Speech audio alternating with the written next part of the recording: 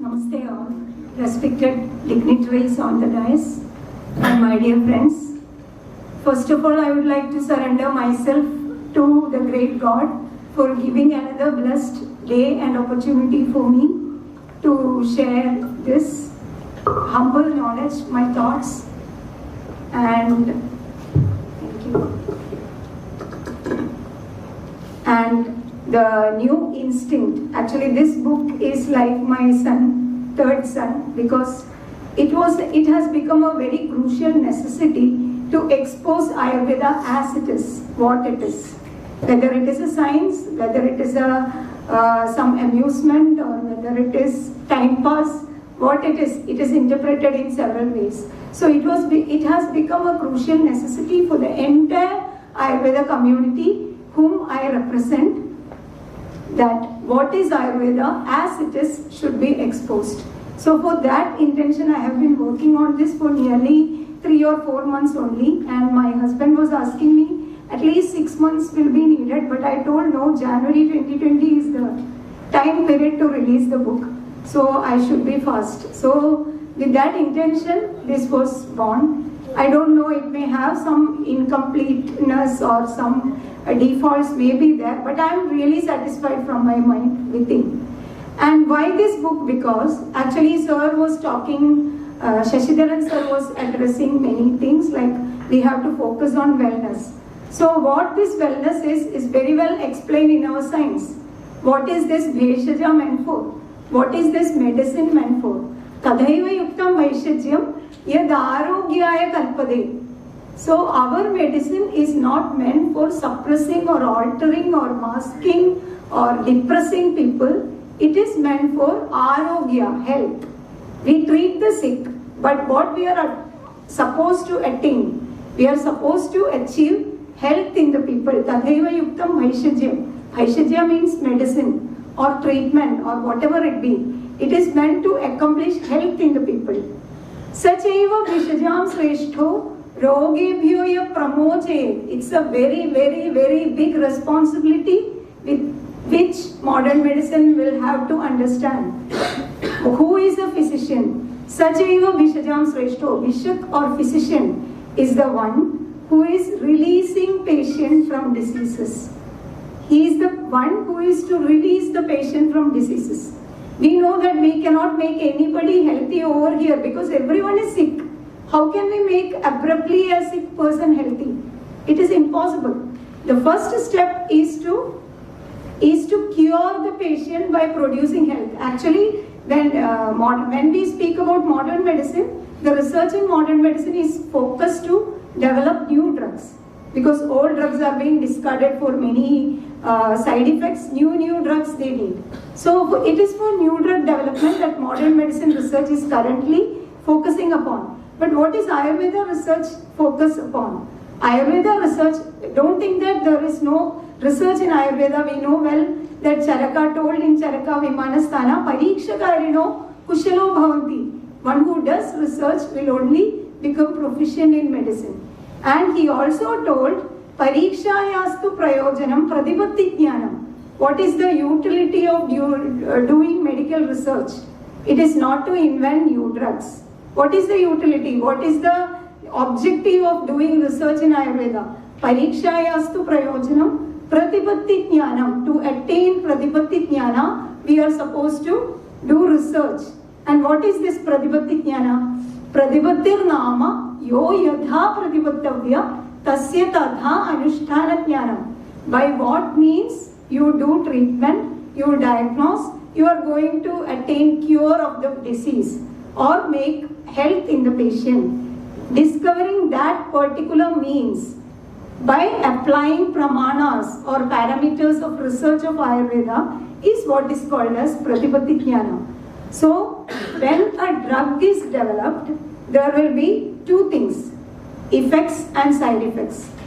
Whenever the effects are made, definitely there will be side effects. But what we are supposed to do, make intended effects in disease. What is this intended effect?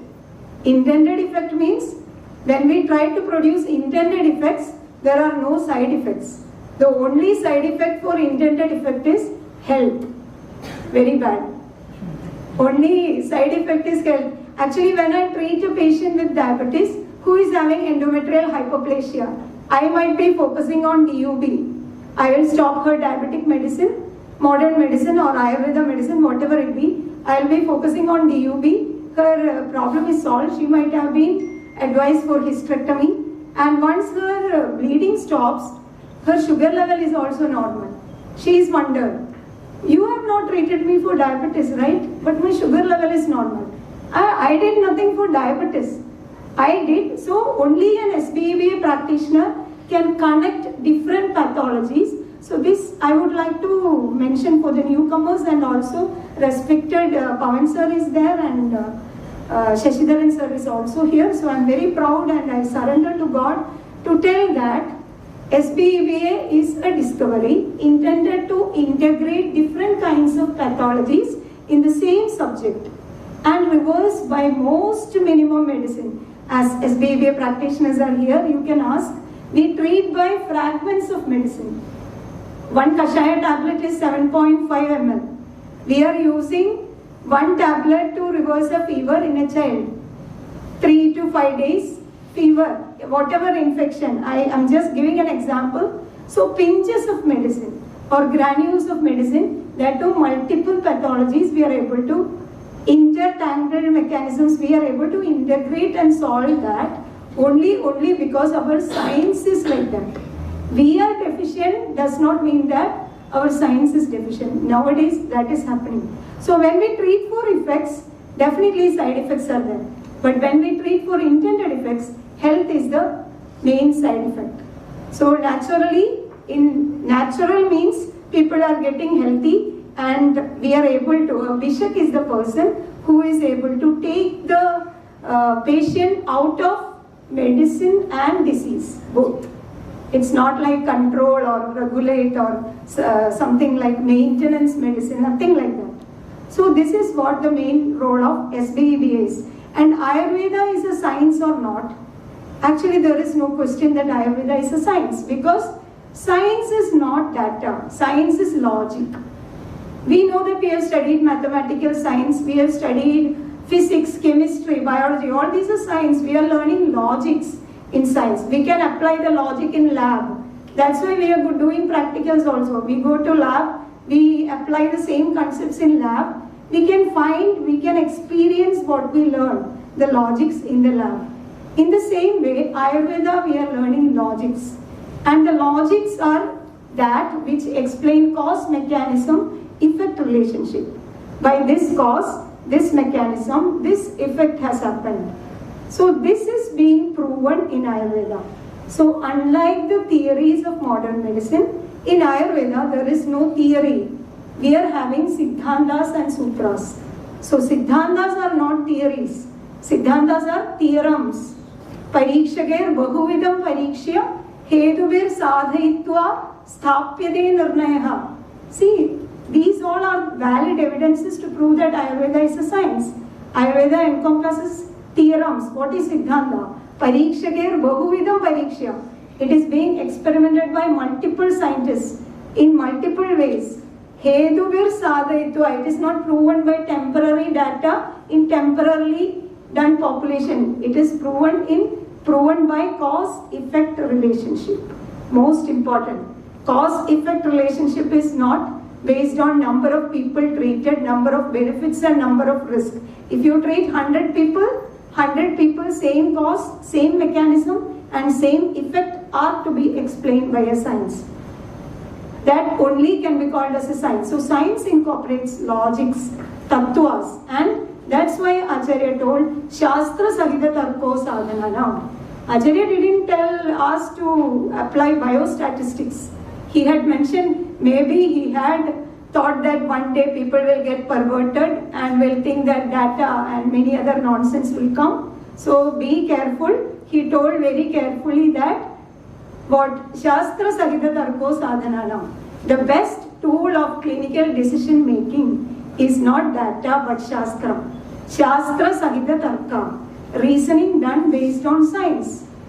Adha Adhyavase Tattveja Karyecha tadanandaram. Acharya didn't say Ada Adyavasya Data Ja Karyecha tadanandaram. He told Tattvas you have to learn, practice, Shastra Arthas. The real intentions of Tattvas you have to understand. If you understand it wrongly, it will become Gharasya Chandana Bharamiva Parishrama Bhavati. You know what will happen when donkeys will carrying sandal?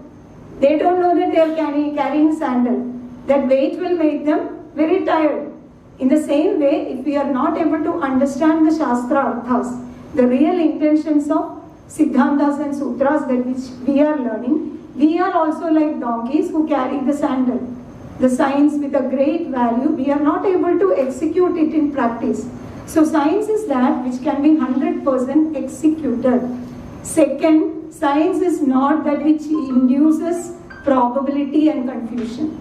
Science is that which clears probability and confusion. Data is creating probability and confusion. More and more data, more and more confusion. More and more probability. Maybe, may not be. But science gives us clear-cut answers and solutions to clarify our confusions. So that's why it is very important. Ayurveda is science-based medicine. And as it is science-based medicine, first of all, a physician has to follow science. Physician has to learn science. He must become a scientist, inevitably. I don't want to be a scientist. I am a full-time practitioner. I want to see patients. I don't want to do research. Go away from Ayurveda. Such people are not fit. In Ayurveda, it is not like research is an academic enterprise and medical clinical practice is different. It's not like that. Both are very much intertangled and connected. Only a good medical scientist in Ayurveda can become a good practitioner also, and vice versa. So it is like till the last breath of the life, continuous learning, culturing of intelligence in science, not data, are to be required. So, but unfortunately, what is happening today, respected Pawan sir might be knowing that we are currently following what modern medicine research is doing, and we are copying exactly what they are telling. They are following biostatistics because their objectives are different. They have to prove medicine somehow. We cannot prove medicine. We have thousands of medicine in our books. If we prove one after another, our science will become proven. Is it a fair way? By simple logic itself, we can understand that it's not proving medicine which makes a science a science. So it is very clear that we have to change our ways. We have to start from science-based evidences, tattvas. We should have decision-making standards in our science to adopt. That's what SBB is doing and publishing. Now we have standards, standard guidelines for medical professionals in infections, inflammation, hypersensitivity, autoimmunity, thyroid, diabetes. All this we have derived, deciphered guidelines, and we have already published them also in different seminars and also in our books. So this is the need of the hour. Ultimately, we have to discover our own roots. If we are not able to discover our own roots, it's impossible to lean on to some people, some other people, and seek our existence. It is nearly impossible. We have to look inward. We are in a very detrimental position. We are lazy. We don't have time for anything. We have time for consultation to earn money. To finish consultation, we are prescribing.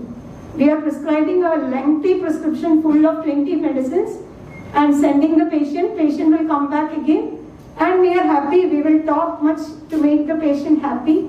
We will pat on the shoulder of the patient, though we are sure that they are not getting well. So this is not the way. Complete change is required. We have to reverse the medicine. If modern medicine physician is reversing by one course of antibiotics for 7 days, we have to reverse in 3 days. Is it not? This is our aim. If there is any science which can reverse, reversal is different from alteration, suppression, blocking, masking and all. So if there is any science which can reverse a disease, it is our science of Ayurveda. But there is no use of boasting like that unless we are responsible for ourselves. So I feel that it is a blessed moment once again for me to be able to, I thank God for making me enable. I was not sure whether I'll be able to share everything which I feel. I always believe that I should be transparent in whatever I do. There is nothing hidden. Like I'm doing something and writing something and doing different.